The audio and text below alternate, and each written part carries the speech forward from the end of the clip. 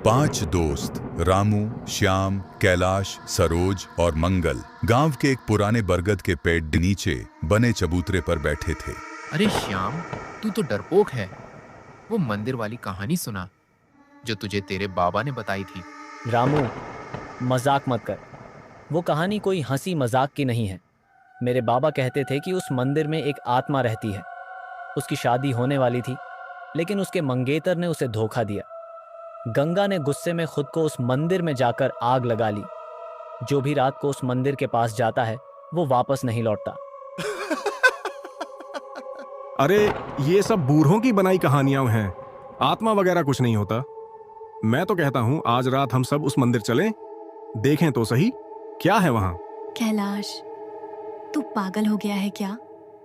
बारिश होने वाली है, रात के 12 बज रहे हैं और तू मंदिर की बात कर रहा है। मैं तो नहीं जा रही। अरे डरपोक लोग, अगर कुछ नहीं है तो डर किस बात का। चलो हम पांचों मिलकर जाते हैं।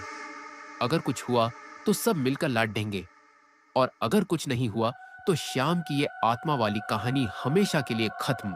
लंबी बहस के बाद वो पांचों दोस्त मंदिर की ओर चल पड़ते हैं। बारिश शुरू हो गई थी। वो पुराना मंदिर जंगल के बीच था, तो वो सारे जंगल की ओर चल पड़े। रामू, मुझे लगता है ये ठीक नहीं है। देखो ना, कितना अंधेरा है और ये हवा जैसे कोई सीटी जैसी आवाज कर रही हो। अरे सरोज, ये तो बस हवा है, कोई भूत नहीं है। तू तो हमेशा डरने का बहाना ढूंढती है। रुको, ये क्या था? मैंने कुछ देखा। उस पेड़ के पीछे कुछ सफेद सा हिलता हुआ दिखा। मंगल, चुप हो जा। अब तू भी डराने लगा। वहां कुछ नहीं है। चलो जल्दी मंदिर पहुंचते हैं। पांचों दोस्त मंदिर पहुंच जाते हैं। मंदिर की दीवारें उसने कुछ कहने की कोशिश कर रही थीं। बीच में एक पुरानी मूर्ति थी जिसका चेहरा घिस गया था। चारों ओर मकड़ी के जाले थे और हवा में अजीब सी गंध थी। देखो, यहाँ कुछ नहीं है। ये बस एक पुराना मंदिर है। श्याम, तेरा भूत कहाँ गया? रामू, मजाक मत कर। मेरे बाबा कहते थे भूत रात के 12 बजे के बाद आते हैं। अभी 12 नहीं बजे। तो क्या अब हम यहाँ 12 बजने का इंतजार करें? अरे यार, कुछ नहीं होगा। चलो अंदर जाकर देखते हैं। पांचों दोस्त मंदिर के अंदर गए। दीवारों पर कुछ पुरानी तस्वीरें बनी हुई थीं। उनमें एक लड़की की तस्वीर थी जिसके हाथ में आग जैसी चीज दिख रही थी। सरोज ने उसे देखकर बोला, ये क्या है? ये तो वही लड़की लगती है जैसी श्याम ने गंगा की कहानी में बताई थी। रामू, हमें यहाँ से चले जाना चाहिए। हाँ, सरोज सही कह रही है। मुझे भी अजीब सा लग रहा है। ये गंध जैसे कुछ जल रहा हो। बस करो तुम लोग, डरपोक कहीं के। यहाँ कुछ नहीं है। ये बदबू बारिश की वजह से होगी। चलो अंदर चलते हैं। वो वहां से और आगे एक छोटे से कमरे के अंदर जाते हैं। वहां पर जाते ही सबको एक आवाज सुनाई देती है। आज इतने सालों के बाद इस वीराने में कोई आया है। आज मेरी प्यास शांत होगी। आज होगा मेरा इतने सालों का अधूरा बदला पूरा। आओ आओ और अंदर आओ। ये वही गंगा की आत्मा है। मैंने कहा था ना, हमें यहाँ नहीं आना चाहिए था। अब हम सब मर जाएंगे। हे भगवान, अब हमें कौन बचाएगा? हम अब यहाँ से कैसे निकलेंगे? दरवाजा भी बंद हो गया है। मैंने कहा भी था कि यहाँ नहीं आते हैं, पर इस रामू की वजह से हम सब मारे जाएंगे। अरे मूर्ख लोगों, यहाँ पर आपस में लड़ने की बजाय भागो यहाँ से। वो लोग दरवाजे के पास जाकर दरवाजे को खोलने की कोशिश करते हैं, पर दरवाजा नहीं खुलता। सामने एक छोटा सा कमरा होता है। वो सारे उस कमरे में आ जाते हैं, पर वो देखते हैं वो कमरा तो बंद है और एक बड़ा सा आईना वहां पर है। ये कमरा तो आगे से बंद है। अब हम कहाँ बचकर जाएंगे? अब वो आत्मा हमको नहीं छोड़ेगी। हमारा सबका बचना अब मुश्किल है। तुम्हारा सोचना बिल्कुल सही है लड़की। अब तुम लोग यहाँ से जिंदा वापस नहीं जा सकते। तुम लोगों ने यहाँ पर आके बहुत बड़ी गलती कर दी। कौन है?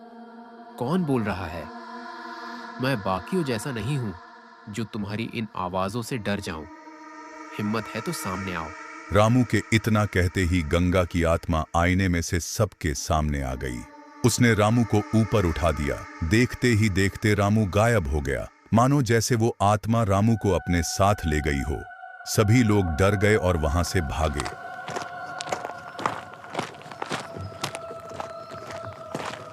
जब वो दरवाजे के पास पहुंचे, दरवाजा अभी भी बंद था। तब श्यामू बोला, ये वही भूत है, अब वो हमें एक एक करके ले जाएगी। मैंने पहले ही कहा था ना, हमें इस जगह पर नहीं आना चाहिए था। ये मंदिर खाली नहीं है, यहाँ कोई है, कोई जो नहीं चाहता कि हम जिंदा वापस जाएं। अब क्या करें, रास्ता भी नहीं दिख रहा। हमें कुछ करना होगा। यहाँ रुकना खतरे से खाली नहीं है। जल्दी कोई रास्ता ढूंढो, कोई खिड़की, दरवाजा, कुछ भी। मैं यहाँ एक पल भी नहीं रहना चाहती। तभी वही डरावनी हंसी फिर से सुनाई दी। इस बार वो पहले से भी ज्यादा पास थी, जैसे कोई बिल्कुल पास आकर कान में हंस रहा हो। पांचों दोस्त एक दूसरे के और करीब हो गए। सुनो, हमें डरने की जरूरत नहीं है। इस आत्मा से हम भागकर नहीं बच सकते।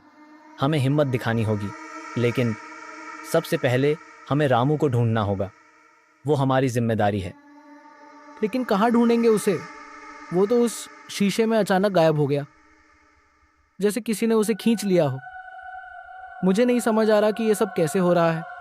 शायद ये हमारी गलती है। हमें कभी इस मंदिर में कदम नहीं रखना चाहिए था। मेरे बाबा कहते थे कि कुछ आत्माएं तब तक नहीं जाती जब तक उन्हें सुना ना जाए, समझा ना जाए। और ऐसे वक्त में डरने से नहीं, समझदारी से काम लेना पड़ता है। बाबा कहते थे, किसी भी आत्मा को शांत करने का एक ही तरीका है, उसका नाम लेना और सच्चे दिल से माफी मांगना। क्या सच में हम उसका नाम लें? और अगर उसने सुन लिया तो वो तो और गुस्सा हो जाएगी। मैं मरना नहीं चाहती। नहीं सरोज, शायद कैलाश की बात में दम है। अगर यहाँ गंगा का साया है तो वो हमसे कुछ कहना चाहती है। शायद वो गुस्से में नहीं है, बस अकेली है और परेशान है। अगर हम उसका नाम लेकर माफी मांगे तो शायद वो हमें छोड़ दे। हमें कोशिश तो करनी ही चाहिए। गंगा, हमें माफ कर दे। हम यहां गलती से आ गए। हमारे दोस्त रामू को और हमें जाने दे। हम तेरी हर बात मानने को तैयार हैं। हम हर बात सुनेंगे। तुमने मुझे पुकारा, लेकिन मेरी पीड़ा तुम नहीं समझ सकते। मेरे साथ धोखा हुआ था। मेरी जिंदगी मुझसे छीन ली गई। अब मैं हर उस इंसान से बदला लूंगी जिसने मेरे दर्द को अनदेखा किया। तुम्हारा दोस्त अब मेरे पास है। अगर उसे वापस चाहते हो तो मेरी एक माँ पूरी करनी होगी। गंगा, तू क्या चाहती है? हमें बता, हम क्या करें? हम यहाँ तुम्हें तकलीफ देने नहीं आए थे। हम सिर्फ अपने दोस्त को वापस चाहते हैं। जमींदार का खून चाहिए मुझे।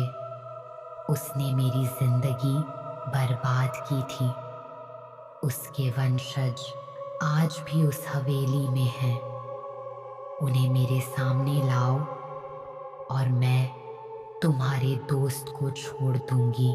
नहीं नहीं गंगा, ये मत कहो।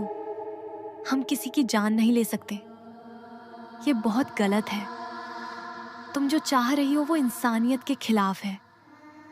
हमारा दोस्त बहुत प्यारा है, लेकिन किसी को मार कर नहीं।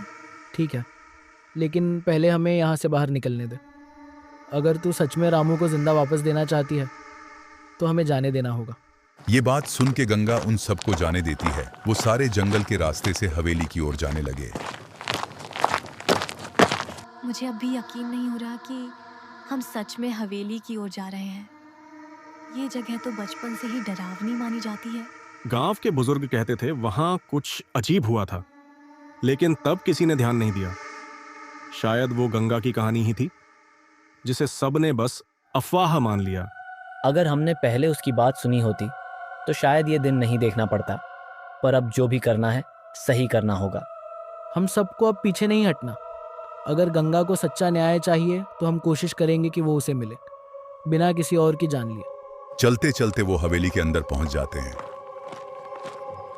अच्छा, तो यही है वो जगह जहाँ सब शुरू हुआ? वो सारे सीढ़ियों की तरफ जाते हैं, पर वहां की दीवार पर एक लड़की की तस्वीर बनी हुई थी। तस्वीर के नीचे कुछ घिसा पिटा लिखा था, गंगा। ये वही है ना? वही गंगा जिसकी आत्मा अब भी भटक रही है?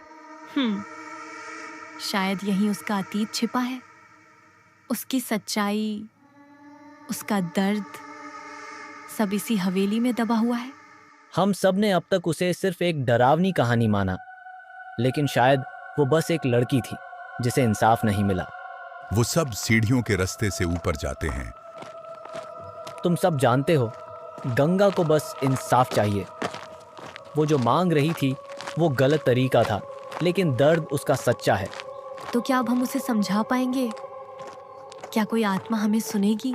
अगर उसका दिल टूटा है तो शायद अब भी कोई कोना बाकी है जहां वो हमारी बात समझ सके। हमें बस सच्चाई और ईमानदारी से बात करनी होगी। आखिरकार वो उस कमरे तक पहुंच जाते हैं जहां पर रामू था। कमरा पूरी तरह खामोश है। गंगा की आंखें लाल हैं, लेकिन चेहरा शांत। पास में रामू एक यंत्र के बीच बैठा है। बाकी चारों दोस्त उसके पास पहुंचते हैं और धीरे धीरे गंगा की ओर देखते हैं। आ गए तुम सब। आखिरकार तुमने मुझे बुलाया था और अब तुम खुद चलकर मेरे पास आए हो। पर क्या अब भी मेरी पीड़ा समझ पाए हो? वो जख्म जो सिर्फ शरीर को नहीं, आत्मा को चीर देता है। वो धोखा जो जिंदगी छीन लेता है। तुम क्या जानो उसका बोझ? मेरा सब कुछ मुझसे छीन लिया गया। इंसाफ की कोई उम्मीद नहीं बची थी सिवाय इस पल के। अब सिर्फ एक चीज चाहिए मुझे, उस जमींदार का खून जिसने मुझे मिटा दिया था। गंगा, रुक जा। मैं नहीं जानता कि तेरे साथ क्या हुआ था, लेकिन मैं देख सकता हूं कि तू टूटी हुई है पूरी तरह, और बदले की ये आग शायद तुझे और जला रही है। हम तेरी तकलीफ को अनदेखा नहीं कर रहे, पर यह रास्ता तुझे और अकेला कर देगा। तेरे दर्द को समझना हमारे लिए आसान नहीं है, लेकिन आज हम यहां हैं सिर्फ इसलिए कि तुझसे माफी मांग सकें। तेरा गुस्सा सही है, तेरा दर्द भी सच है, लेकिन अगर तू हमें माफ कर दे तो शायद तू खुद को भी माफ कर सके। हम नहीं चाहते कि तू और तकलीफ सहे। तेरा नाम मिटा नहीं है। हम उसे गांव में लोगों के सामने जिंदा रखेंगे। तेरी कहानी छुपेगी नहीं। हम उसे सबको बताएंगे। पर प्लीज हमारे दोस्त को वापस दे दे। कभी सोचा नहीं था कि कोई मेरी आवाज भी सुनेगा।